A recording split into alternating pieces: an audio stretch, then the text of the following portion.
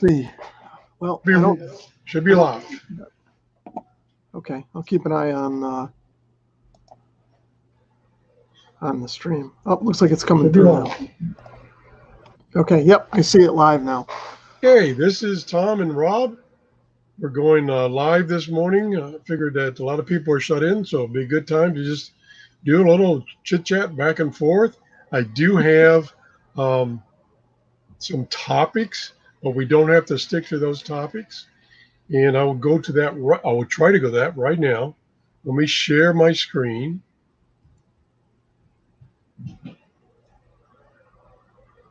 Okay. And then I will go to my slideshow. There's my slideshow, I hope. Is that coming through, Rob? Yeah, I see it. The Tom Okay. and Rob Radio Room show. There you go. And we do this from time to time. We're not experts. Matter of fact, I made this little disclaimer. Number one, we're not professionals in making YouTube shows. We're not radio experts. So, keep that in mind. Take everything we say and check it for yourself, because we could say something that's wrong. That's one thing good about having two people. It helps that you can correct each other. Now, if you have any corrections, please post them for everyone to see in the comments. And if you have something, if you're watching this after the fact and you have correction comments or questions, you can email me at that email address.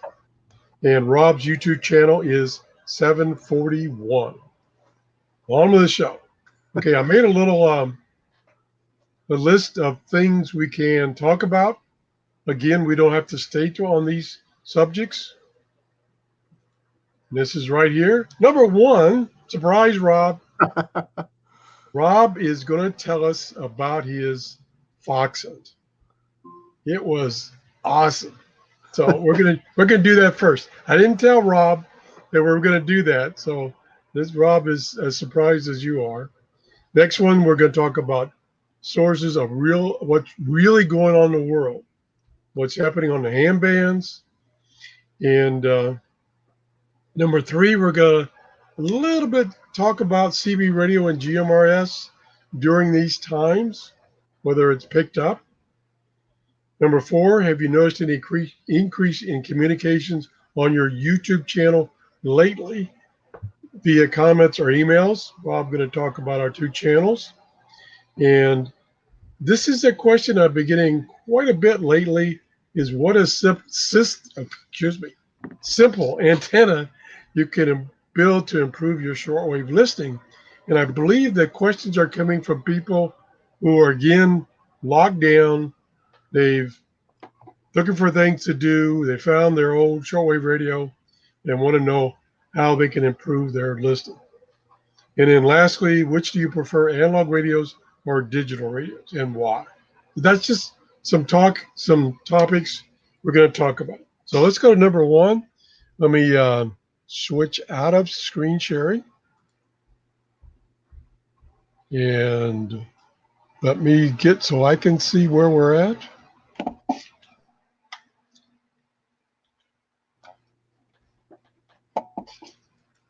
Okay, here, now I can see. All right, Rob, tell us. I was amazed at what you did yesterday. Wow. Okay, well, first of all, I'll just start off and talk a little bit about fox hunting in general, if people aren't familiar with it. And what that really is it's a transmitter hunt. The local club that I belong to has a history of kind of playing around with fox hunting as far back into the maybe late 80s and early 90s. Even when I first got licensed, I participated a little bit. And what they used to do back in those days is it was a live transmitter hunt. Oh, there's my video. It was a live transmitter hunt where somebody once a month would set up somewhere on I think it was a Saturday or a Sunday afternoon, and club members would try and go out and find them using directional antennas and things like that. So kind of over the years, the interest has kind of come and gone a little bit. But right now, what the club has done in the last few years is they have created these automated transmitters that that they use so that a person doesn't have to be present. So what they do is they put it in, say, like an ammo can or some kind of waterproof box with an antenna on it, and then they go hide it somewhere in a public place. And then basically what happens is you take your ham radio and you try and key it up. You have to program in a PL tone, and then you use a DTMF tone number key from your pad to kind of activate the transmitter. And then it plays a series of tones for about a minute or so, and it gives you a chance to try and find a bearing if you have a directional antenna, or even if you don't, you can just drive around or walk around or whatever to kind of try and find the box, so to speak. So they've been doing this a little bit over the last year or so, but ever since the current C-19 situation came about, the members of the club thought that it would be kind of a good activity to do for people that can't do anything else because there's nothing open. Here in Connecticut, most of the parks are still open, the state parks anyway. Some individual towns have shut down their parks, but for the most part, everything is open. We're still allowed to go out and enjoy the park as long as we maintain distance from other people. So, like I said, the club members have decided to put these boxes out just to give us something to do.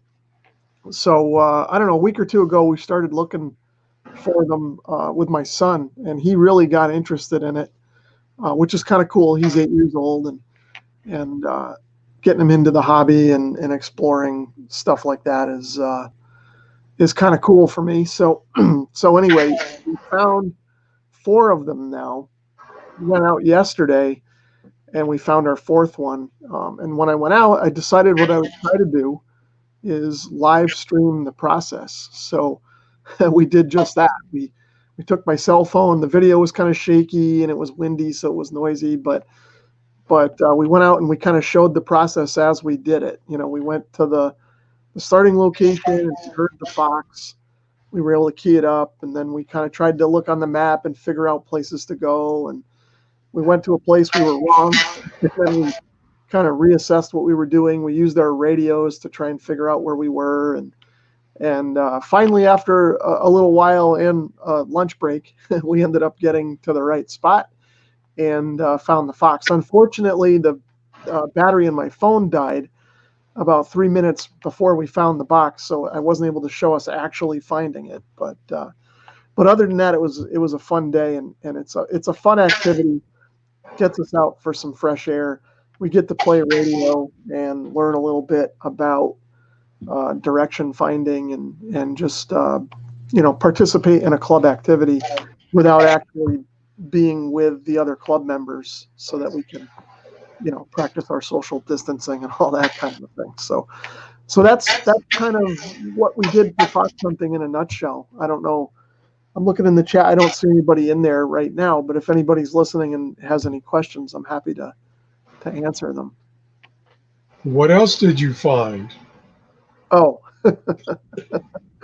yeah. Well, one of the reasons it took us a little while to find the fox, or the actual fox box, we got into the right area and we started walking toward it, right where our radio was kind of leading us.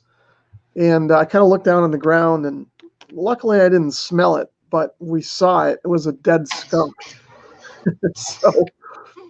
So I kind of redirected my son, and I said, let's go on over here, because I didn't want him fooling around with that too much. So we ended up walking around the other side of the area, which led us in the wrong direction. So we kind of fooled around for about 15 minutes more than we really needed to, just because of that. But yeah, once we came back around from the other side, that's when we were able to find it. Instead, we stayed clear of the dead skunk. Yeah, and your son kept telling you, no, it's over here. And you said, no, let's get away from the skunk. No, but he was right. Yeah. He was right. I was just, my parental instinct kicked in and said, no, we're going to stay away from that. But no, he was right. The transmitter was probably 50, 60 feet away from where that dead skunk was. I wonder if it was there when they placed the transmitter. I'm not sure. It may have been. It looked like it had been there a little while. I think there was a little trail that was further down in the park. So I think the guy probably walked down the trail and went into the woods, and then the skunk was over there, sort of on the other side between the transmitter and the parking lot. And we went right through the woods from the parking lot. If we had just gone down the trail in the first place, we would have never saw the skunk. But he probably didn't go straight through the parking lot. He went down the trail. So I'm assuming he didn't see it, but it had been there. Now, does the club have any problems with other people not in the club doing the fox hunt? No, and when I say it's put on by the club, it's club members putting the boxes out, but I don't know that it's an actual club event, so to speak, because I don't see any emails about it coming through the club emails. There's a separate email group or reflector, whatever you want to call it, that they set up for this. So there's other people from other clubs that are participating. In fact, the club I belong to, I'll just mention it. It's called the Bears of Manchester Radio Club, Manchester, Connecticut. But we've got members from neighboring clubs in Massachusetts that are coming down to find the foxes on a regular basis. In fact, I think I saw an email that there's a group from Massachusetts out there this morning looking for it. Let's see. We do have a few people in the chat now. We've got Mark Carter. Hello. And we've got the Radio Geek. How you doing, Radio Geek? Let's see. He says, looking for a fox box, but found a skunk. Yeah, we almost got skunked because the battery in the HT was getting low too. And if that had died, we might not have been able to find it. But that was what I told my son. I said, well, if we can't find it, we'll tell everybody we got skunked. And it would have been true. That was a pretty unique little antenna you were using. Oh, the bobby pin antenna. Yeah, that was a trick that I developed. Like I said, I've been doing this on and off for a long time. Sort of with this club, and believe it or not, we used to do it on CB radio too, back when I was a teenager, and that's a long story for another day. But A long time ago.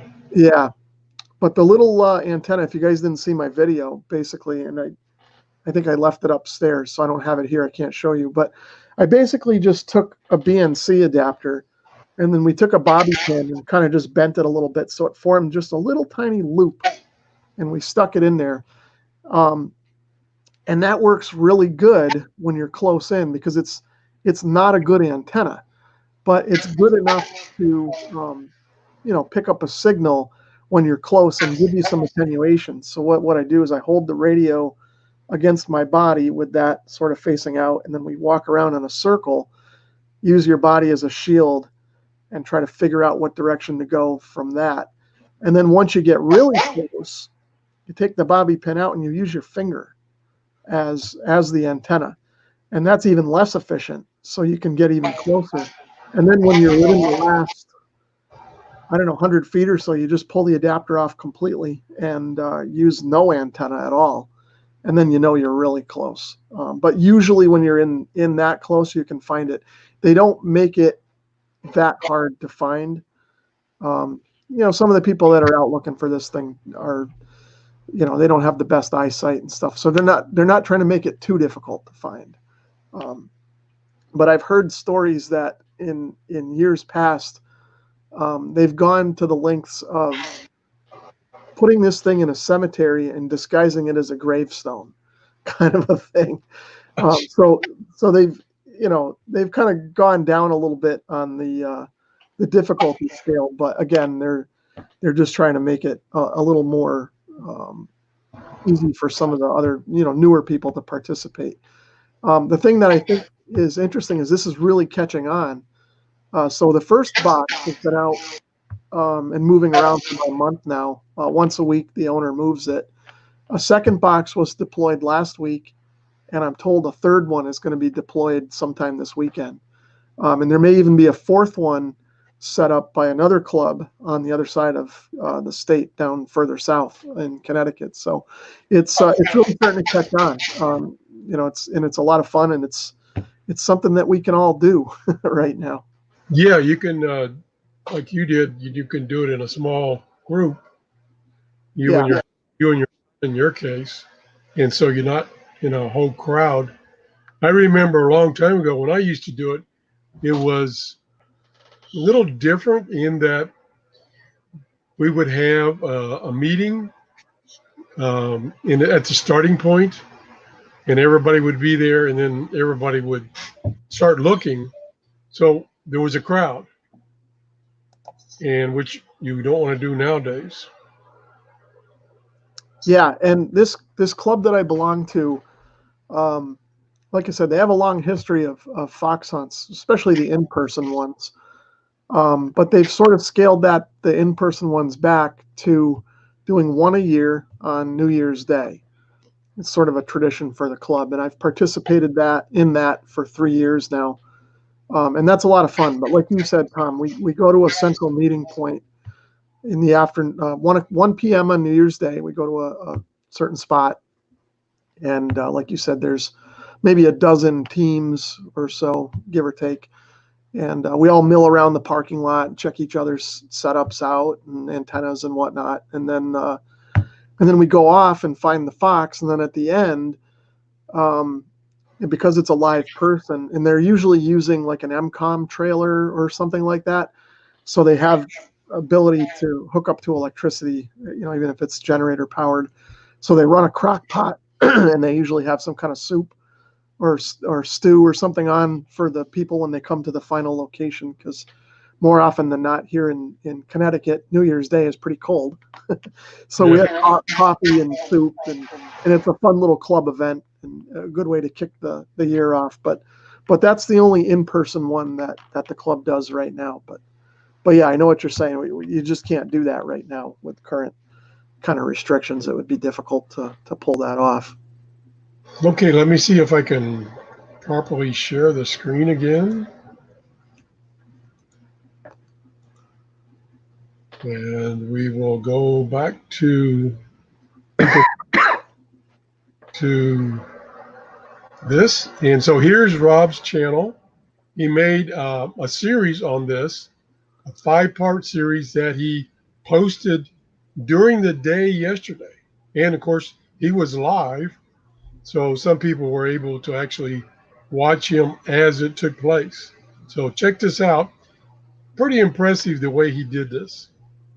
Okay, let's move to our topics. Again, we don't have to stick to these topics.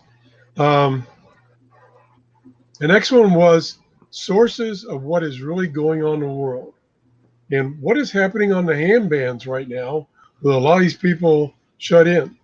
What have you observed, Rob? Well, for me, I'm first of all, I'll say I'm fortunate in so much as that I have a job where I'm able to work from home. My company is very much still open, but what they've done is they've asked. I work for an aerospace manufacturer, and they've asked anybody that doesn't touch the product or need to touch the product to work from home, just to kind of keep the population of the building down. It's a pretty large campus. So fortunately, I still have a job and I'm able to work from home, which is great.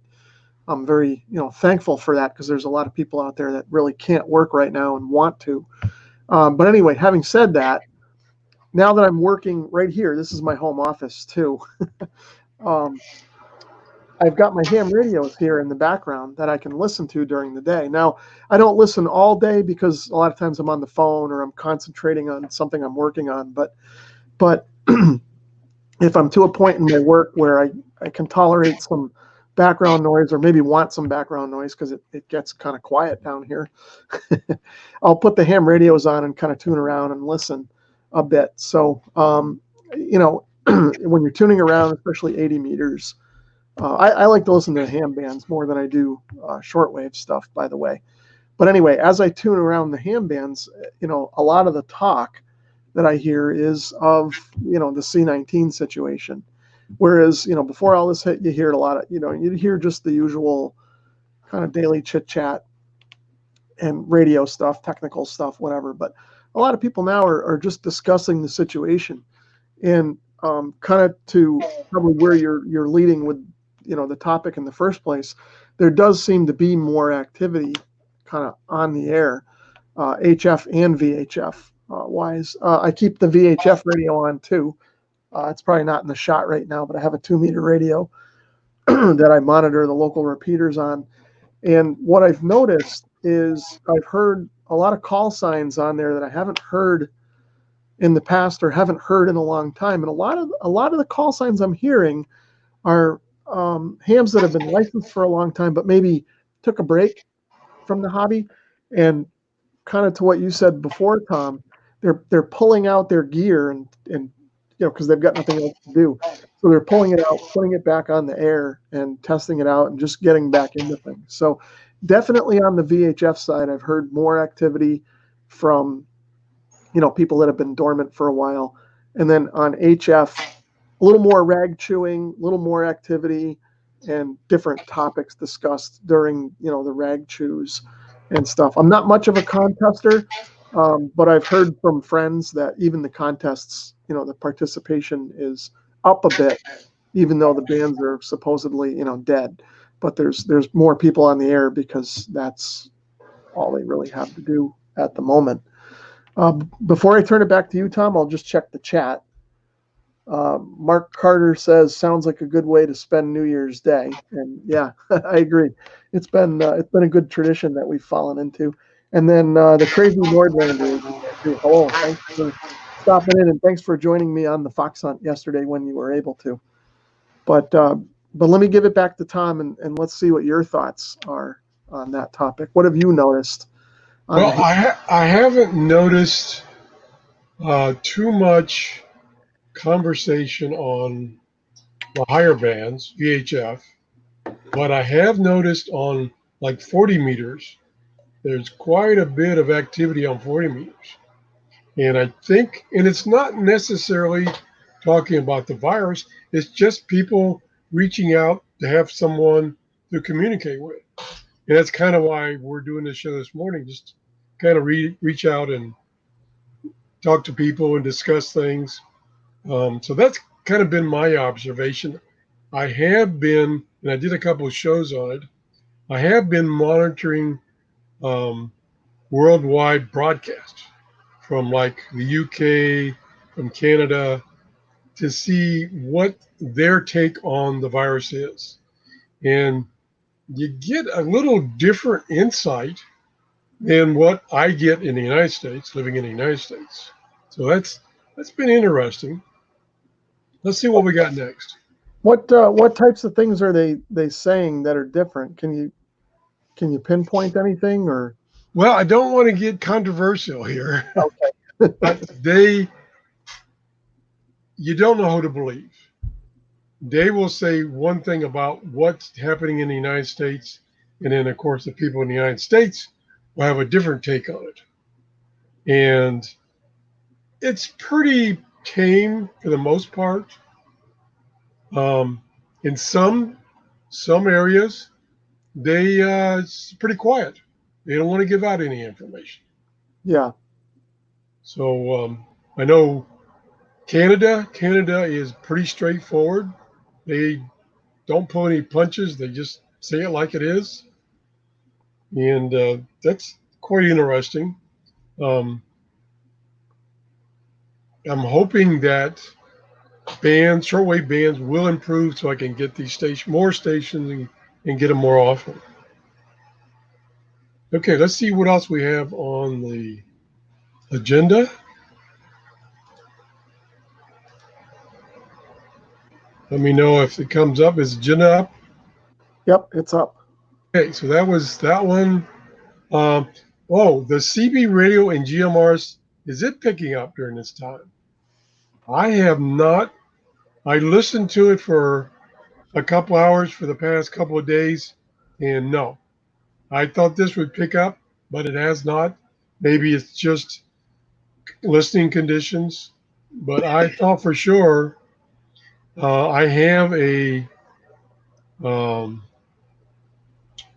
forgot the term, but a person that does a long distance CB communications down to the end of the block. And when he's on, I know because his signal comes in on a pair of speakers I have that are not even turned on. That's usually an indication that CB radio is picked up. How about you, Rob? Yeah, it's funny you mentioned that. When I was a neighbor, when I was a teenager, I had a neighbor that same thing. He had a 5-element beam on top of his house, and he would turn that, especially if he turned it towards my house. my my speakers would start. I'd start hearing them in my room, you know. But anyway, I haven't really been listening to either one until we talked about this yesterday, and I still haven't programmed in the GMRS to my scanner back there. But I want to do that just to see if there's any activity at all.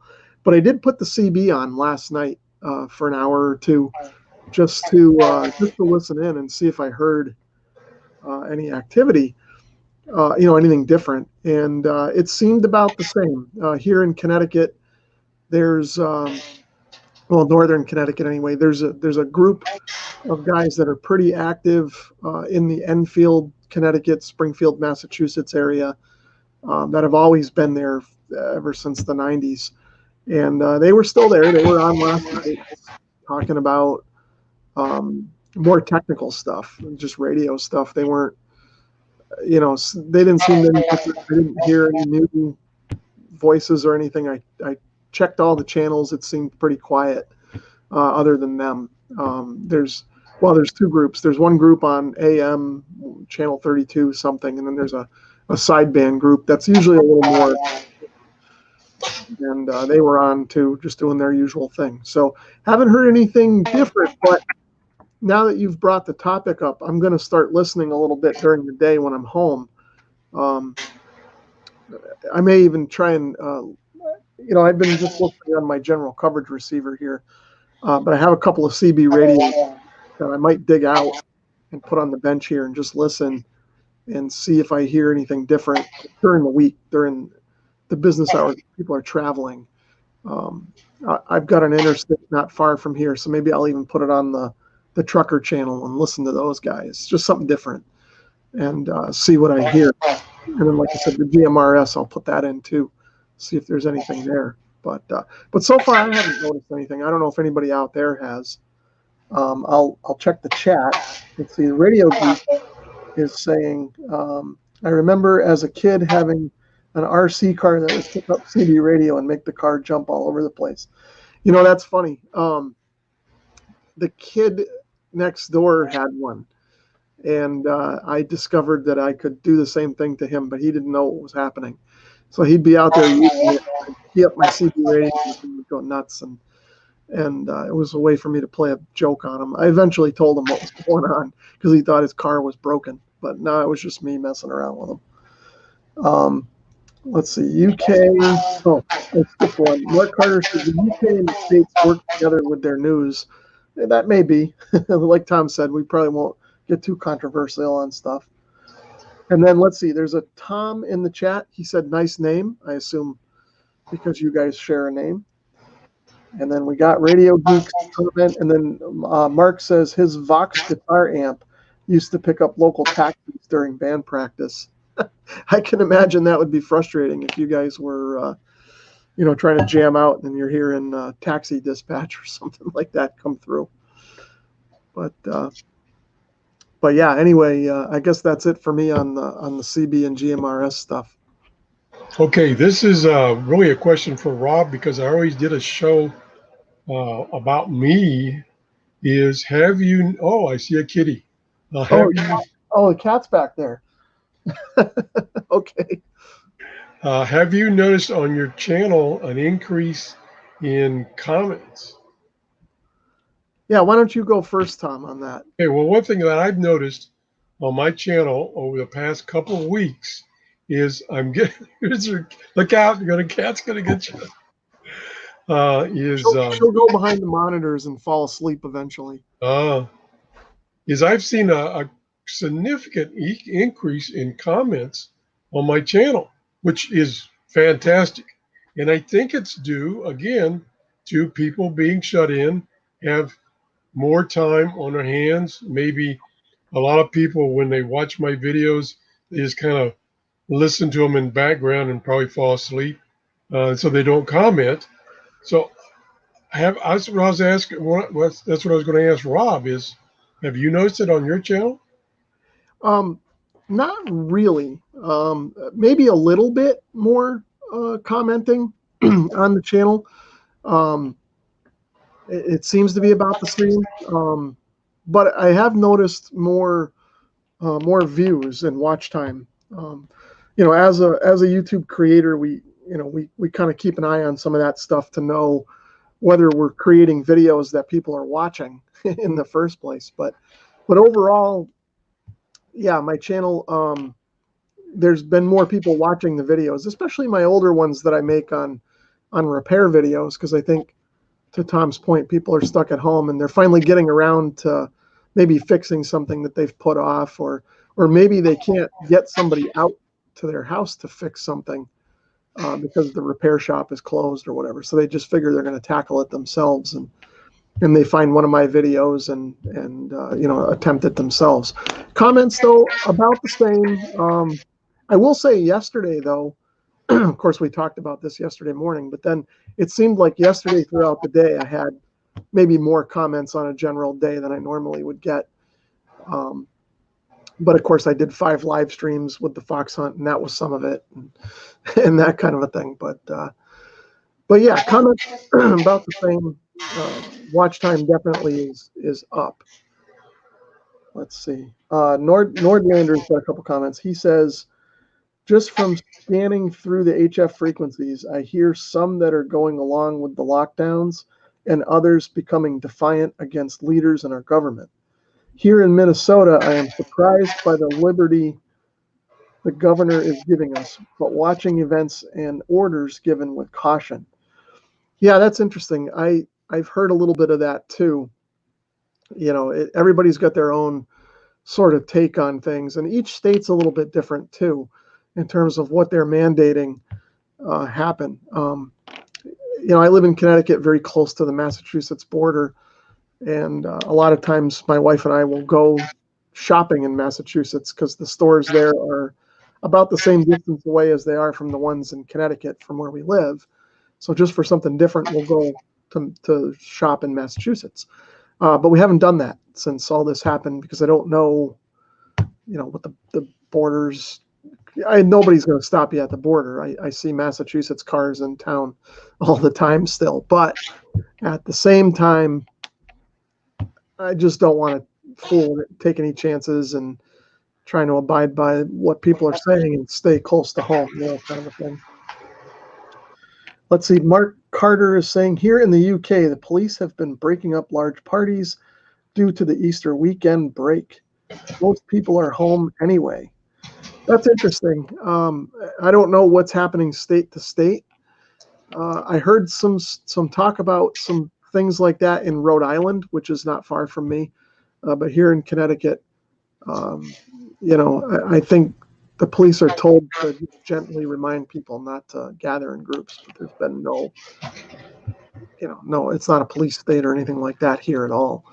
In fact, like I mentioned earlier in the video, all the state parks are open, and the governor is encouraging people to go out and get exercise and fresh air when they can, but to just respect, the distancing requirements. Let's see. Mark Carter says Tom says Mark Carter needs a ferrite choke. Not sure what you guys were talking about. Oh, I missed the comment. Tom recapped a little Uniden Pro 510 AM only CB, and I got a 5/8 wave antenna and put it up eventually. Yeah, it's good to monitor CB. I don't know that there's a lot there all the time, but sometimes you can get some good info. And let's see, Flintlock is in there. He says, hi, Tom and Rob. Greets from Maddistone, Kent, England. Happy Easter holiday. Well, thanks for stopping in from England. We always appreciate the viewers from the UK coming in. Yeah, we appreciate everybody, and especially people that are, from foreign countries other than the U.S. And the next subject was I'm getting quite a few inquiries about a simple antenna to help receive shortwave. And I think that's kind of in the vein of all these other things. People, again, are shut in. They're looking for things to do. They went through their closet or their garage. They found a shortwave radio, and they're like, "Hey, I remember using this. Let me start listening." And unfortunately, because the bands are pretty dead due to the solar cycle being at the minimum, they can't pick up anything. But what I found, and that's where I was, I got one. I found these little gems right here. Getting the camera. These are little wire antennas on a reel. And this particular one, and there are many people that make this. This one, where'd the camera go? This one has a clip on the end that clips onto your telescopic antenna. And then it has a rope. Gosh, I can't stay in the camera. Let me get back. It has a rope on this end to hang it up. And what I've done is I've gone in my backyard away from all my electronics and got a rope, threw the rope up in a tree, and then hoisted this up in the air. This is about 20 feet long. Now, you can make this out of a piece of wire. You don't have, I think this is like maybe $9 to buy this little kit. Well, that's what they used to be when I got mine 6 years ago. They're probably 25 now. But that's really to get, quite a bit improvement. That's all you have to do. Now, if you want to bring that wire antenna into your house, into your shop, my suggestion, and I want to get Rob's opinion, my suggestion is you have to use coax cable, shielded coax cable, to bring the end of that single wire into your shop to keep all the RF that's in your shop, such as your computer, your router, Wi-Fi, off of that signal. Because with this single wire, where's the wire? It's going to get right in there, and it's going to, your noise level is going to go up too high, and you're not going to hear these weak signals. What do you think, Rob? Yeah, I agree 100% with that, Tom. I'll tell you, back when I was, a teenager, a kid, I lived with my dad. It was just him and I, and he had a shortwave radio on the kitchen table, an old Hammerlin HQ 180, and he had just a long wire hooked up to that, kind of under the windowsill of the kitchen window and up the side of the house, and then over to the barn that we had. The long wire, like you're showing, but maybe 50 feet, 60 feet long instead of the 20 feet. But it came directly into the house, and that worked fine. But that was 1987. We didn't have really any computers in the house or fluorescent lights or any of that stuff, and it worked okay.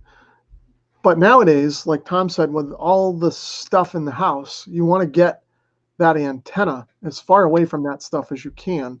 And the way to do that is to run a piece of coax out of your house to wherever you can, terminate the antenna to, and it'll be better. You'll pick up less noise from all the stuff that we have in a modern home. But to your point, that real antenna, I don't have one like that retracts.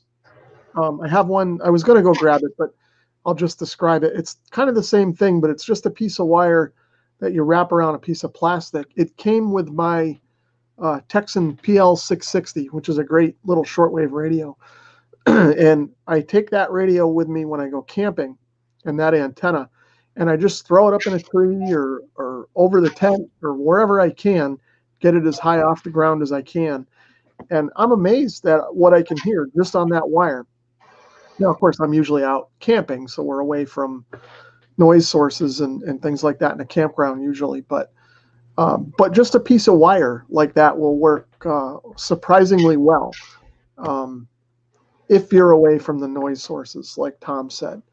If you're in a situation where you have a lot of noise, then yeah, you've got to get something outside of your house and away from the noise as much as you can, whether it's just a piece of wire or whether you go and make a dipole or anything like that. But I found that for receiving, it's not as critical to have a tuned antenna. A tuned antenna is always going to work better, but for the most part, just any length of wire is going to work on a receiver fairly well. I don't know if you've experienced anything different, Tom, but that's sort of what I've found, at least for the general type of listening that we're talking about here.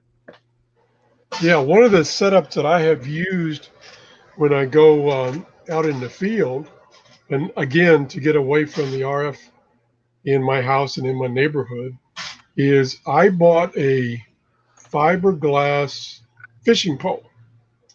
It's about 15 feet long.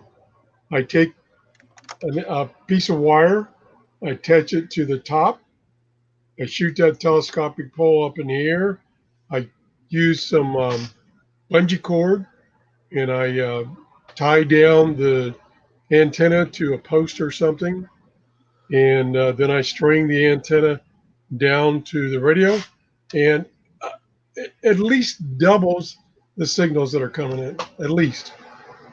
Now, I got another question for Rob. Is which do you think is better, or is there no difference between stringing the antenna up and across, or just up? So vertical versus horizontal. Any Uh, difference? for a receiving antenna, I'm not sure. I've never done much with vertical stuff for receiving, to be honest. But I have a feeling it wouldn't make much of a difference unless you were really trying to pull out the faintest signal out there. And again, I don't know which would necessarily be stronger versus weaker. On the ham bands, I've done a little experimenting. I have a 40 and 80 meter fan dipole. That's sort of my primary ham antenna. And that works fine on 20 meters. I can tune it and transmit, but I can hear stations on it too. Works okay. I also have a vertical 5/8 wave CB antenna, basically. And I primarily use that antenna on 20 meters. It tunes up really nice and it receives pretty well. And I've noticed that on 20 meters, the vertical is usually an S unit, maybe two S units stronger than the horizontal. So I think it's maybe a little frequency dependent. So if you're listening to lower frequency stuff, it may not matter as much in terms of the polarization of the antenna, depending on how the signals are kind of coming in. But once you get into higher frequencies, I think it starts to make a little more difference.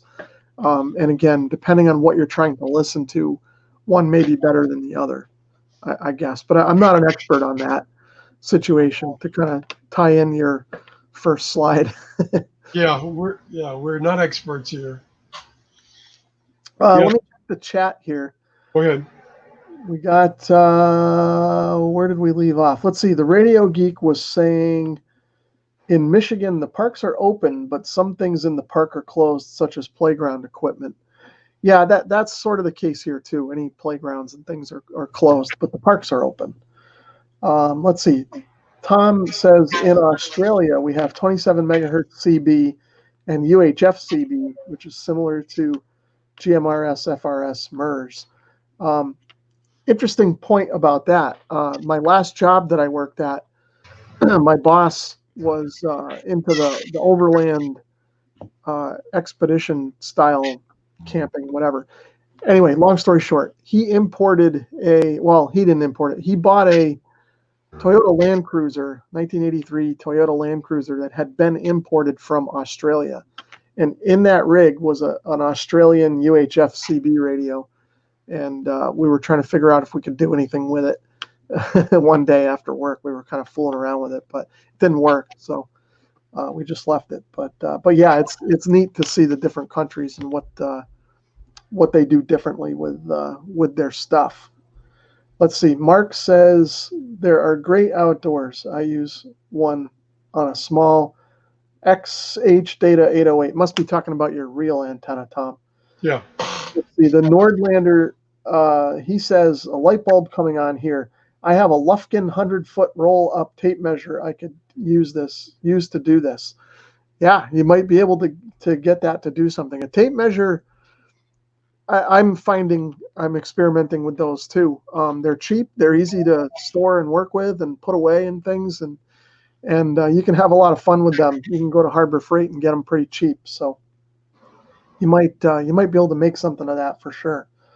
And then let's see, MKME Lab says good old long wire. Yep, long wires will work just fine for receiving all day long. Let's see, 74 ARB is in there. He says, is one coax better than the other in shortwave listening? Now, in general, different coaxes are going to have different, loss factors and velocity factors and things like that. I don't know. I would say, again, for shortwave listening, just general casual listening, pretty much any reasonable quality coax is probably going to be okay. I wouldn't worry so much about the LMR 400 versus RG8, whatever type of specs that you would worry about when you're, setting up a transmitter. But in theory, the lower loss coax you have, the better it's going to work. But again, if you're just using it sort of as a shield to get outside, I don't know that comes into play quite as much as if you're, setting up as a matched transmission line for a matched antenna and that kind of a thing. So it might be a good experiment to do. Yeah, I agree with you, Rob. I think for receiving, it's not as important.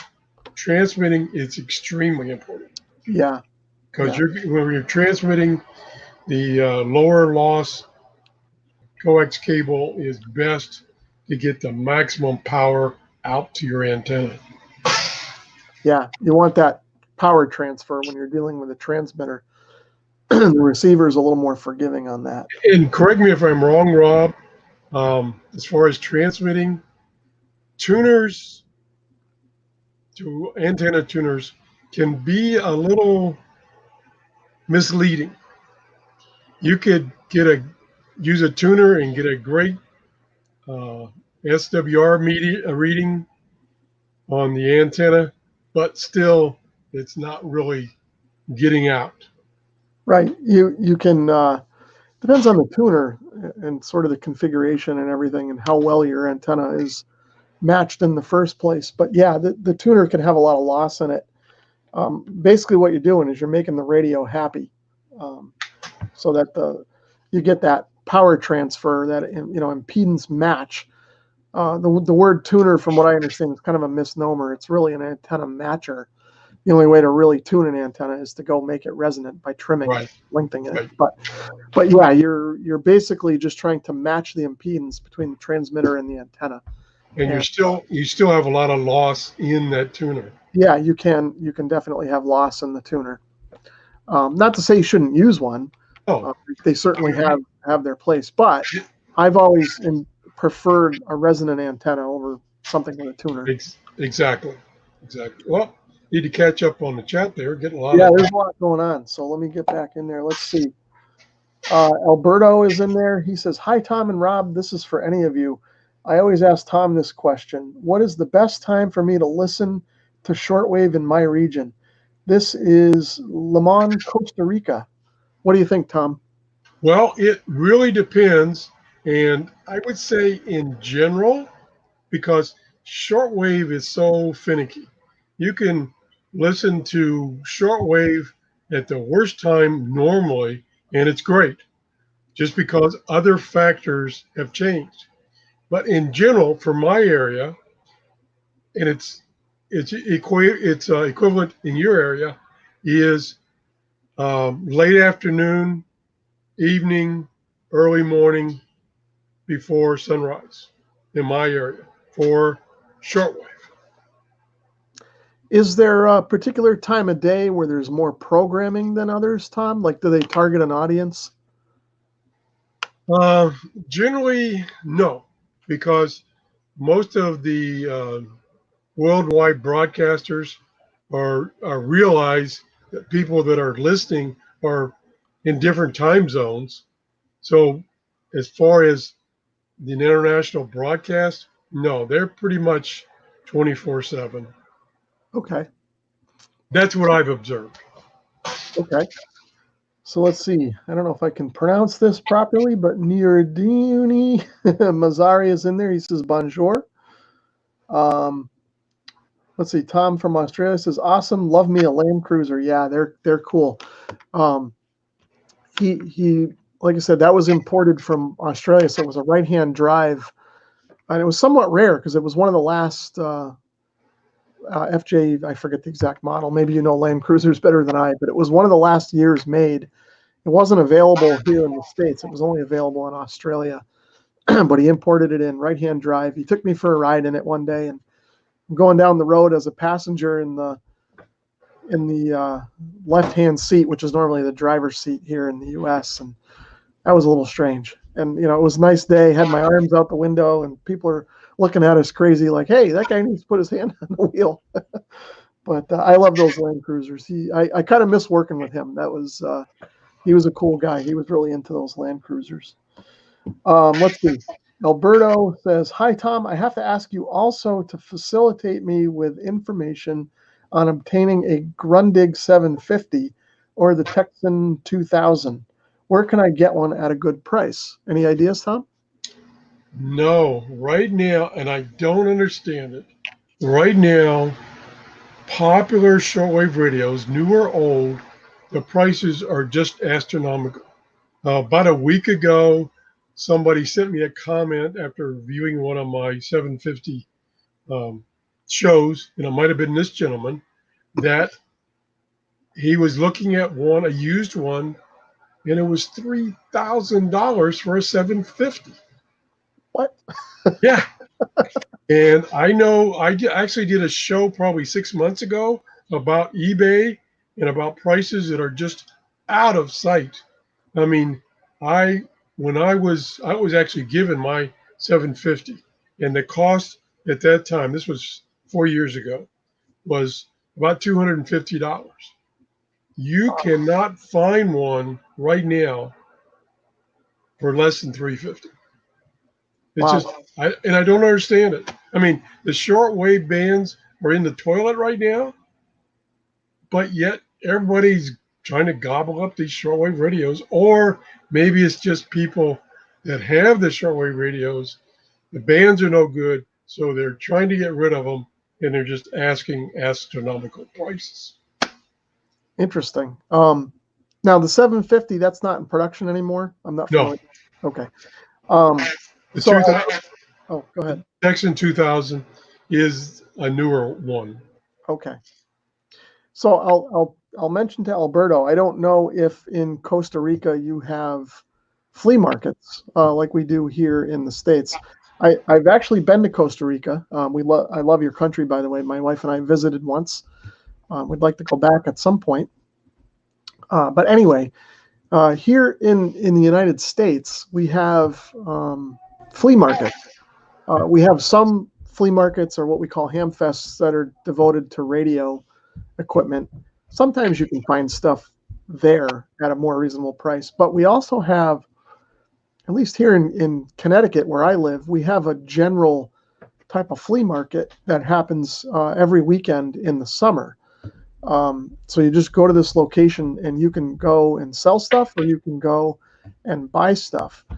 And I don't get there as often as I'd like to because I forget about it, honestly. But my wife and I try and go once a year. And because it's more of a general flea market, people are selling all kinds of household things, tools, clothes. I've even seen plants and like gardening stuff. Anyway, the point is, at that flea market, if we time it just right, I can find some really good deals on radios. That radio that's right above my head, that Panasonic shortwave radio right there, I bought that one and another one, sort of like it's smaller, for $20 each. I could sell those on eBay, like you said, Tom, for a couple $100 right now, just because the market price is so high. And those are perfect radios. They're in great condition. So sometimes if you can go to a place where people are selling these things that they don't necessarily know about radios so much, they'll ask much more reasonable prices for them. Yeah, that's a very good point. I used to be a garage sale junkie. Yeah. Used to go every weekend, and I would find good deals on radios because they were from estates Yep. where the older gentleman, probably a father, died, and the people that were getting rid of his stuff, just I use the term getting rid of, they just wanted to get it out of their sight. And so, but now, um, I, since my office, my garage, and my off-site big storage building are packed with his stuff, I'm nix on garage sales. I don't go to any more garage sales because Yeah. I'm My a wife, sucker for a deal. yeah, my wife and I were doing that for a while. Um, Here in Connecticut, we call them tag sales for whatever reason. It's just local slang. And the thing to do is to go out on Saturday morning and drive around and hit all the tag sales, especially in the summer. And my wife and I were on my in-laws too. The four of us would go. This was before my son was born. The four of us would go on a Saturday morning, all morning. We'd hit tag sales and we'd fill up the back of the car with junk that we didn't need, and then go have lunch and then come home and regret the day, But we haven't done that in a long time. But yeah, sometimes you can find good deals there as well on stuff like you said. People they're just trying to clear it out. Maybe it belonged to a deceased relative and they just don't know what it is. Um, so yeah, you can get a deal there. Okay, Mark Carter has a good suggestion. what does he say? He said, get a Texan S8800, which they are fairly new on the market, so you can get them for the manufacturer's retail price. You probably won't get a discount. And I love mine. I am very impressed with that radio. Some people do not like it, but I love mine. I'm not familiar with that one. Is it like the PL660? Is it a portable, small, or is it a little bigger? It's a little bigger. Um, it's kind of like a lunchbox with a handle, Okay, like the Grundig 350s, okay. 450s, I'll have to and look that one up. and it has, would you believe it or not, it has remote control. Oh wow. Yeah, little remote control, which is ideal for me because a lot of times I have to set radios like behind me up on a shelf, so they're not easy to tune. And with this little remote control, you can tune it, you can seek, scan. It's pretty cool. Oh, interesting. I like that. So that's a good suggestion. Yeah, that is a good suggestion. Sounds like it might fit the bill. Let's see. We've got Gunner 66 in there. He says, "Hello from Saskatoon, Saskatchewan, Canada. My best garage sale find was a Panasonic RF 2200 for $50, like new. The kid selling it called it a CB radio." Yeah, that's awesome.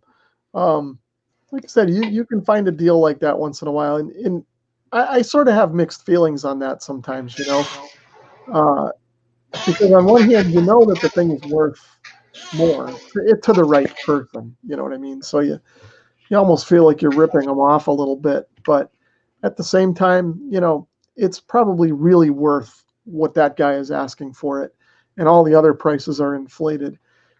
I typically don't resell stuff. If I buy something, it stays here, it grows roots, and it's when my time to leave the earth is here, my wife is going to have a hard time dealing with all this stuff. So Yeah, so I don't feel like I'm taking advantage of somebody, I guess, if I'm getting a good deal, because I'm not turning around and reselling it for a profit, so to speak. So but at the same time, I always do feel a little bad when I come across a deal like that that's almost too good.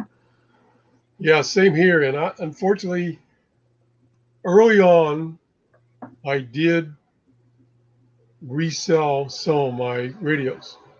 And unfortunately, I wish I hadn't done that. They're radios that I really liked. Now they're just out of sight, and I really feel bad to resell them. So for the past 10 years, I have not sold a radio, even though it might not even be a good radio. I still keep it. And one of the reasons I keep it is because I might get a question from one of my videos that I posted about that radio. So I don't remember. I have to dig it out, turn it on, try whatever the person is asking, and then give him a answer back. So that's why I have my office, my garage, and an offsite 12 by 16 storage shed for my radios and my computers. That's pretty good. I don't have quite that many yet, but I'll catch up at some point. Like I say, I don't like to sell stuff just because I don't like selling stuff. I wouldn't mind probably getting rid of some of the junk that I have, and every now and then I have a whole rack over here with just like parts and old stuff that doesn't work and junk like that. That's the stuff I need to get rid of, and I can't even bring myself to do that. Start going through it. And, oh, geez, what if I need a part for this? So then I just keep it. But that's the stuff I need to throw away. These radios here, I use them at some point, put them in rotation. Yeah, I have a pile of piece parts, mainly for old vacuum tube radios that I used to repair. I don't do that anymore. I've looked for somebody to give them to, and I've slowly, with tears in my eye, have thrown some of the stuff in the trash. As like, I wish I could find somebody to give it to. Okay, Oh, go ahead. we got some more comments. Oh, yeah, let's see. We've got Nordlander is asking, can you get the Texan S8800 GM here in the States? Yes and no. You can get it from AliExpress, which sometimes they will ship from their warehouse in the United States. Sometimes, mostly, they ship from China. Okay, interesting. Let's see. Brian Vari is in here. Good morning from Thunder Bay, Ontario, Canada. Thanks for stopping in and watching with us today. 74 ARB has a question for me. Is 2 meters sideband open to the tech class? Yes, it most definitely is. In fact, here in Connecticut, we actually have a pretty active 2-meter SSB group. A lot of those guys are more, I don't want to say high end, but they have decent stations. They're running a little bit of power, a couple hundred watts, big directional antennas. But there's a few guys on there that are just techs that are getting interested in 2-meter sideband. My buddy Scott, for example, he's a tech. He picked up a 2-meter sideband rig at a Hamfest last year, and he put it in his camper, and he takes that out and uses it when he's camping to have a little bit of fun, on sideband with 2 meters. So definitely open to the techs. Where did I leave off? Let's see. Tom and Ra. Oh, this guy is talking in French. I don't know if you know French, Tom, but No, I'm not very good at English either. He's asking something about the Sony SW760 and the Texan PL660. I don't know if he's asking for a comparison or something. I'm trying to decipher the French, but I'm not quite good enough at it. So maybe he's asking which one is better. They're pretty much the same, but the look and feel is quite a bit different. So if you're concerned about how to actually operate the radio, you need to look, and I've done videos on both of those. You need to look at the look and feel, the buttons, how you tune, where things are. I would say of the two, the Sony is a little more difficult to tune. As I recall, it has up and down buttons for frequency. It does not have a knob. So if you don't, and I don't particularly like up and down buttons for frequency changing. I'm old school, like a knob, a big fat knob. Yeah, let's see. Alberto, he says, I don't want junk, but maybe you can sell me one of your in good shape, like behind you on your shelf. No, this stuff's all good. I'm going to hang on to this stuff, but if I ever change my mind, I'll let you know, Alberto. Um, let's see. Tom says there's a 2 meter single sideband net here in Adelaide. I don't know how to pronounce that. Adelaide. I'm not up on my Australian either, apparently. On Friday nights that I like to check in on. That's cool. 2 meter sideband is an interesting band. I haven't done much with it. I've listened in a bit, and like I said, there's a few guys here that talk to regular, friends, ham friends that use it, and they're regularly on a day, no propagation enhancements or anything, just a regular day, making 2, 3, 400 mile contacts on single sideband. But again, they're using amplifiers and they're using, 12 element Yagis, but they're doing it, kind of a thing. So it's a cool band. Let's see. Mark Carter says Radio World sells the Captain 8800. I am sure that is an American firm. Question mark. Not sure. Never heard of them. I've heard of them. I've never bought anything from them. And as a disclaimer, I should have mentioned that Allied Express sent me my S8800. Oh, really? Okay. So just keep that in mind. I'm a little biased because he sent it to me. Yeah. I think we're caught up. Oh, there's one more chat. Let's see. When can we get back out? I want to check out a Hamfest and see if I can find a 2 meter sideband used to play with here in New Jersey. Yeah, I know everyone's itching for the Hamfests. Like we were talking about, I just love to buy old junk. And usually by now I've been to 2 or 3 Hamfests, but so far I've only been able to go to one because all the other ones have been canceled. But in fact, I was even looking forward to going to Dayton this year. It was going to be my first time going to Dayton. And of course, that's been canceled. So, but yeah, the 2 meter sideband radio, my buddy Scott bought one last year at a small ham fest. It was an old Kenwood. I don't remember the model number. Big unit, clunky thing. Had a integrated power supply with it and everything. $75. It looked like it was brand new. So you can get some pretty good deals on that stuff if you hit the right, the right vendor, the right guy. Radio World is in Toronto, Canada, Brian says, and Alberta. Oh, okay. All right. All right. Okay, So we're caught up on the chat.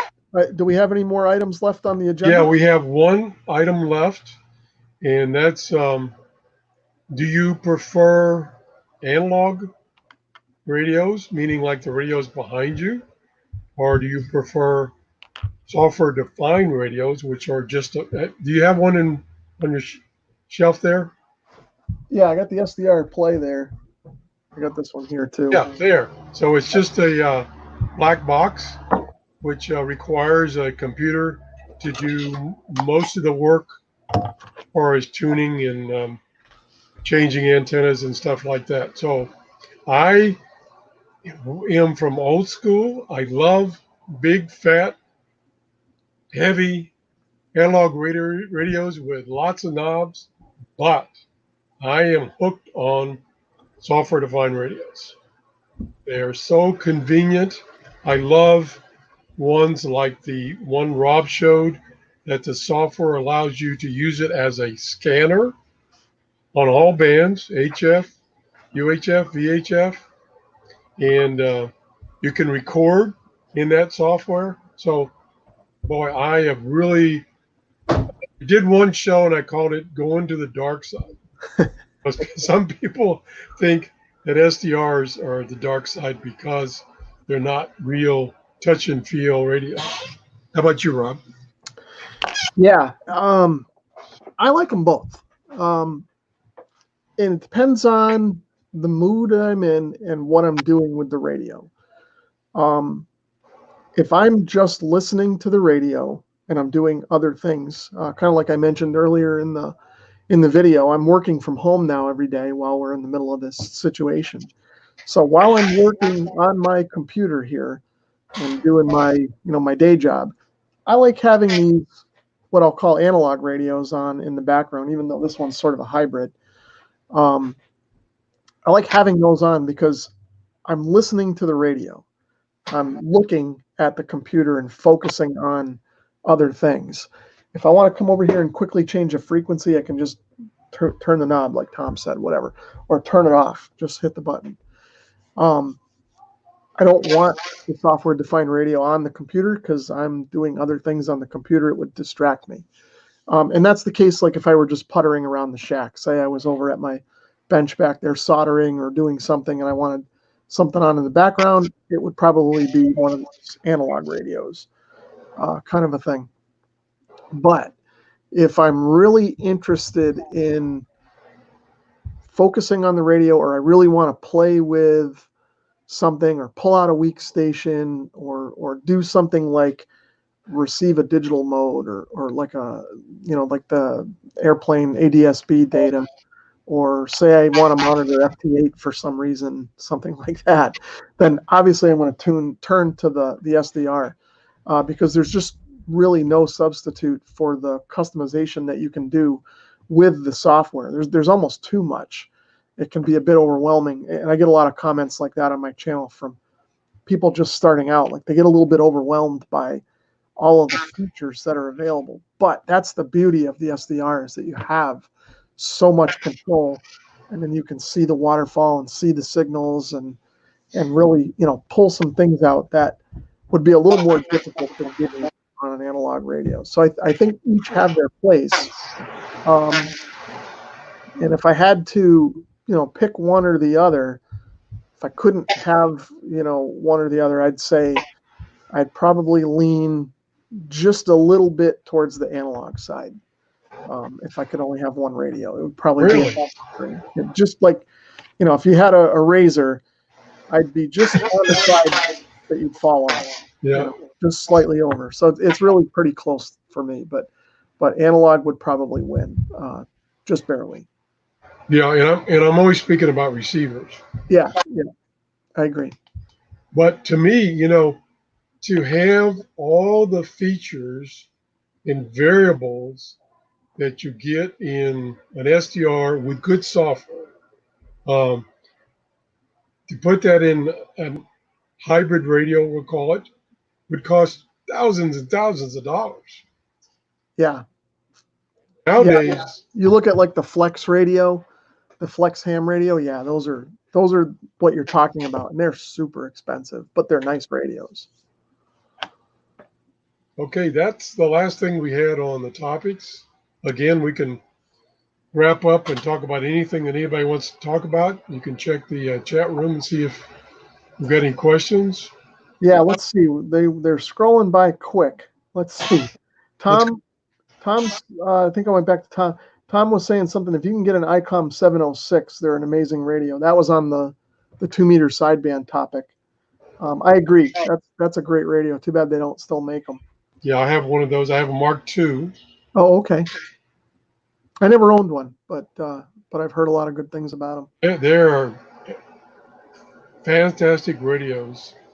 You get a lot of bang for your buck. Yeah. The Nordlander, he says, go to a ham fest where old men like myself don't use deodorant. I did not say this. It was in your video, Rob. Yeah, I remember that. I was playing with my portable antenna, and I was tuning around, listening. I had the camera on, and the two guys were talking about a ham fest, and one guy was, he was kind of not real excited about it, and he said, he doesn't go to ham fest because he can't take the odor. And it was kind of funny because anybody who's been to a ham fest knows that that's just 100% true, unfortunately. The Radio Geek says he loves big fat radios, and I cannot lie. If my wife were here, she'd be chuckling. She has a joke with my son about that song. Tom says, if the radio transmits the thing or receives the thing, I'm happy. Yeah, I kind of agree. I don't know. I just love radios, even if they don't, they're like a little low end radio or something. I think it's still cool. that it's there and it works, kind of a thing. So I kind of agree with that. Well, you never know what you're going to hear on a shortwave, a VHF, UHF, long wave radio. You just don't know what you're going to hear. Yeah, Lots of variety. there is. Let's see. Henry de Villiers is there from Columbia. Thanks for stopping in from Columbia. Absolutely. Let's see. Tom's making jokes about big knobs. Let's see. Ray Milan is in there. Hello. Thanks for stopping in. The Radio Geek says real radios have knobs. Yeah, I know. It used to be people would say real radios glow in the dark or whatever, referring to tubes. But nowadays it's now you're gonna have knobs. There you go. There's a real radio. It's got tubes and knobs. And it weighs about 60 pounds. Yeah. Yeah, that's quite the unit, Tom, and that's in great shape too. Let's see. Mark says he cannot take SDR play to an air show, but I can take my Bearcat. That's a good point about the SDR versus the analog. Right now, you've got this little radio here that does everything, but you still need the computer with it. And yes, you can hook it up to a laptop and bring that, but it's cumbersome when you're out in the field, kind of like what you're talking about. An air show is a perfect example of that. You could make a Go box to have everything in, but it's power hungry. It's not as convenient as just a handheld scanner or something like that, which is what I think you're talking about for an air show. So yeah, there's still some advantages that are gonna be there with an analog radio, or at least a radio that doesn't need a computer. It could still be sort of an SDR, but sort of a pre-programmed type of thing. I've actually seen a setup with an RSP1 version of what you just showed in a Raspberry Pi little circuit card and a little small 4-inch screen. Oh, that's true too. You can run them on the Raspberry Pi. Still seems kind of cumbersome to me. Yeah. You've got that little display and it would be. It just feels like it would be harder to use out in the field like that. Definitely. Let's see. Uniden to sell a handheld SDR scanner now is what Tom is saying. Yeah, a lot of stuff is going to SDR, even if it's not hooked up to your computer and a piece of software. The embedded firmware and everything just handles it. Or like Tom said, it's got a Raspberry Pi integrated into it. It's going to be interesting to see what they come up with over the next 5 or so years. Even if you look at like the ham HTs, there's a lot of functionality there that I think they could build into a scanner, and it would be reasonable to use handheld. Oh, maybe it's already there. I don't know. I'm not a scanner buff, but they're most of the time out of my price range. But there's a lot of interesting things going on with SDR, things that you can do. And there's a lot of interesting things going on digital ham. Yeah, that's true. Some of those scanners, unbelievable what they can do. Yeah, the digital, everything is going to go digital at some point, just because it's the things that you have more ways to manipulate the signal. Yeah, there you go. I've got something similar over there on the other side. Right now, it's still a little clunky. Yeah. But I think they're going to work all that out in the next 5 or so years, and you're going to see a lot of stuff kind of migrate that way, and it'll be easier to use and easier to interface with. And from what I'm told, even though when you listen to the digital signal, it sounds a little more watery and squeaky to it, all things being equal, you can get more range out of it just because the processing can pull a signal out of the noise better than your ear can. Well, the other thing is with these, and boy, I got a lot to learn on these things, is you can, with this radio, connect to the internet and talk to operators around the world. on this thing. Yeah, I've got one. I've done it a couple of times. That's a DMR radio, right, Tom? Yes. Yeah. So I've done that a couple of times with the one I have. I have the Anytone 878, but I don't have the little hotspot, and I only have one DMR repeater that I can hit from the house. So it's a little hard for me, but I can hear it, and it receives really well. So I'll listen in from time to time. And yeah, the backbone is definitely all over the internet, but it's still interesting to listen to. It's something else to listen to. And there's pretty interesting conversations on there from what I can hear, hams talking about stuff and whatnot. But the technology still seems a little clunky to me. Yeah, I struggled with it. Yeah. I understand it for the most part, at least I think I do. The problem is I don't have the time to really focus on it, because when you build the code plug or the programming database for it, you really are working with a database, and you really have to sit down and figure out what you want to do. And for me, it's in a way it's similar to the work that I do. So when I sit down to work with a DMR code plug, I feel like I'm working. So I kind of like, I don't really want to do this right now. I put it off and go do something else. But yeah, once you wrap your head around it, it's kind of a neat tool.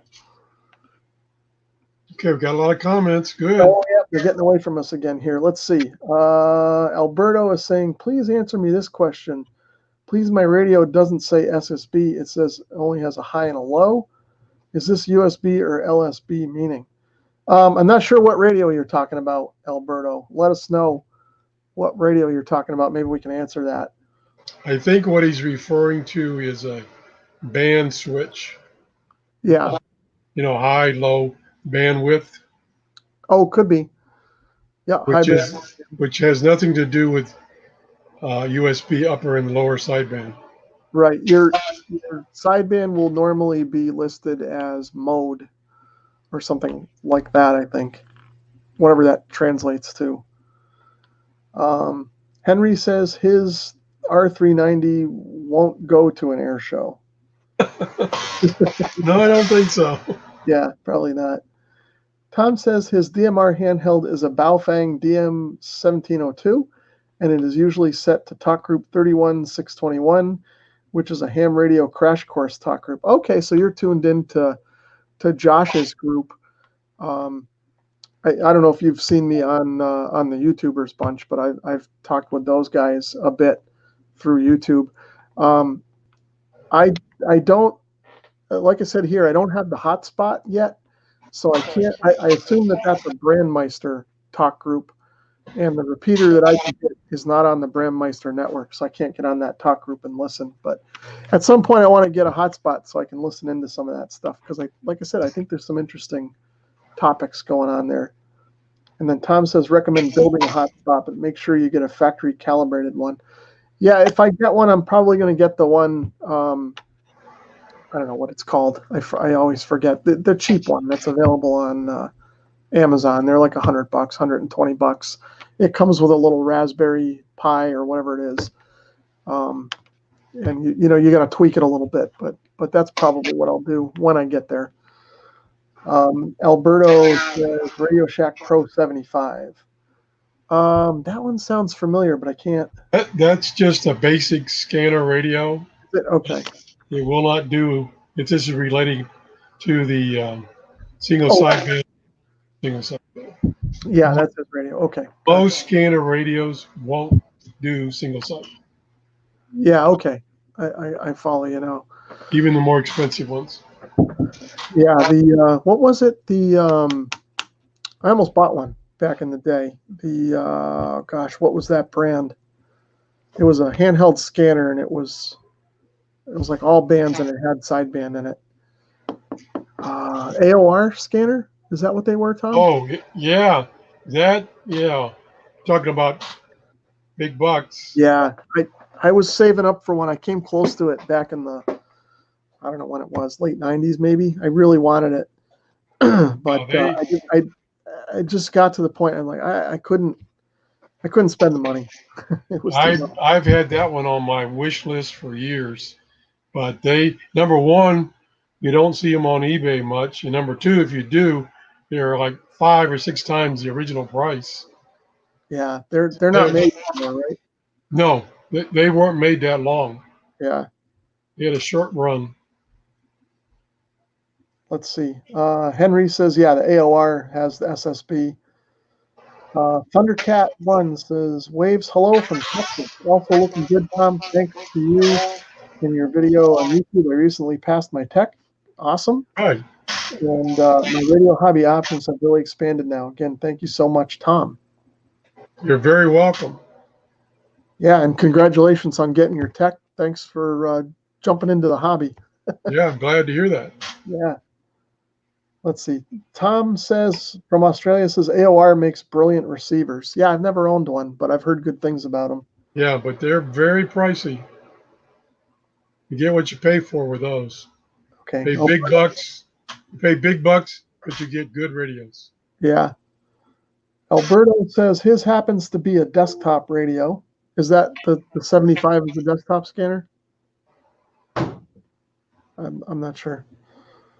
I thought that was a handheld, but again, we're no experts. Yeah, no expert. Henry says AOR is not a great SSB. Yeah, it might not be. It's hard to put everything in one little box, I assume. But it's nice that they have the capability. Let's see. The XH Data 808 has single sideband, but it's $70 from AliExpress. Yeah, that's a portable radio. Oh, HF and several other bands. okay. And then Henry says AOR is now owned by Yaesu. I didn't know that. I didn't either. Interesting. All right. Well, we're caught up on the chat, and I think we've been in here for almost an hour and a half now. So I probably should get going. It's about 10 o'clock, and I've got to see what the family upstairs wants to do for the day here. So I think I'm going to run along. Okay, and I really appreciate Rob, you helping me out, because when I do these live shows by myself, it's a disaster. I can't keep up with the chat room, and I don't know what exactly is going out. So it's really a big help, and I really appreciate it. Yeah, no, thanks for inviting me in, Tom. I always enjoy talking with you and interacting with everybody on the chat room. It's a lot of fun. Kind of like what you were saying and what we've talked about in the past. You know, we each can do live shows on our own, but it's always better to have somebody to talk to and kind of bounce things off of. I think it makes a more interesting stream, so to speak. You know, it keeps people more engaged rather than just one of us babbling on about whatever might be in our heads at the time. So okay, well, we'll give it a few more seconds to let the chat room catch up, and then we'll call it a wrap. Yep, Brian Rose in from Nebraska. So thanks for stopping in. Sorry we're cutting out of here now, but maybe next time you can join us. But and you can always view this on YouTube after the fact. Yep, it'll be up. You can watch it from the beginning if you've got some time to kill. But again, thanks everyone for joining us in the chat and talking with us this morning. It's been a lot of fun. Thanks again, Tom. And we'll look forward to seeing you soon. All righty. And everyone, be safe. Please take care of yourself. And we'll catch you later. Yeah, definitely stay safe. We want to see you guys here for the next one. So long. See you later.